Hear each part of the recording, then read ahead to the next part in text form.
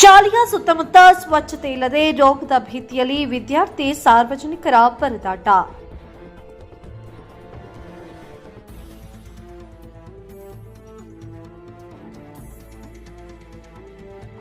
ಗುಬ್ಬಿ ತಾಲೂಕು ಆಗಲವಾಡಿ ಹೋಬಳಿಯ ಹೊಸಕೆರೆ ಗ್ರಾಮದ ಸರ್ಕಾರಿ ಹಿರಿಯ ಪ್ರಾಥಮಿಕ ಶಾಲೆಯ ಸುತ್ತಮುತ್ತ ಸ್ವಚ್ಛತೆ ಇಲ್ಲದೆ ಸೊಳ್ಳೆಗಳ ಉಲ್ಬಣ ಹೆಚ್ಚಾಗಿ ಮಲೇರಿಯಾ, ಡೆಂಗ್ಯೂ ಸೇರಿದಂತೆ ಸಾಂಕ್ರಾಮಿಕ ರೋಗಗಳ ಭೀತಿಯಲ್ಲಿ ವಿದ್ಯಾರ್ಥಿಗಳು ಪರದಾಡುವಂತಾಗಿದೆ.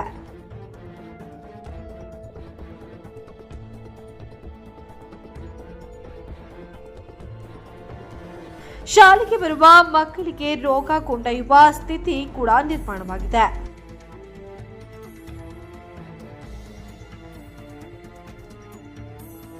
ಇನ್ನು ಶಾಲೆಯ ಅಕ್ಕಪಕ್ಕ ಗಿಡಗಂಟೆಗಳು ಬೆಳೆದಿರುವುದರಿಂದ ರಸ್ತೆ ಕಾಣದೆ ಸಾರ್ವಜನಿಕರು, ಸ್ಥಳೀಯರು ಓಡಾಡುವಾಗ ಬಿದ್ದು ಕೈಕಾಲುಗಳನ್ನು ಕಳೆದುಕೊಂಡಿರುವ ಘಟನೆ ಕೇಳಿಬಂದಿದೆ.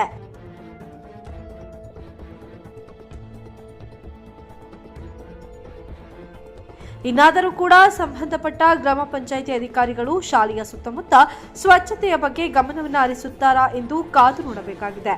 ವರದಿ ಮಂಜು ಗುರುಗದಳ್ಳಿ.